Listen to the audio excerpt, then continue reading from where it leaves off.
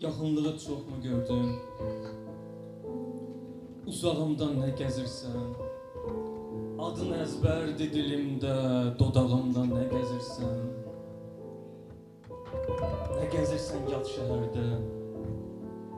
Suyun mu çatmadı sənin? Çörəyin mi yetmədi? Sevgin mi sənə az gəldi, ürəyin mi yetmədi? Nə gəzirsən? Nə gəzirsən yad şəhərdə?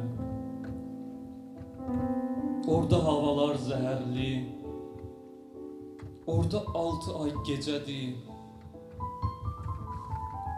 burada 6 ay zəhərdir. Nə gəzirsən yad şəhərdə? Xırda səsə diksinərdin, xırda səsə diksinərdin, qorxudacaq axı səni yad ürəyin tıqqıltısı, cəhənnəm göy şaqqıltısı. Nə gəzirsən? Yaxınlığı çoxmu gördün? Uzağımdan nə gəzirsən? Adın əzbərdir dilimdə,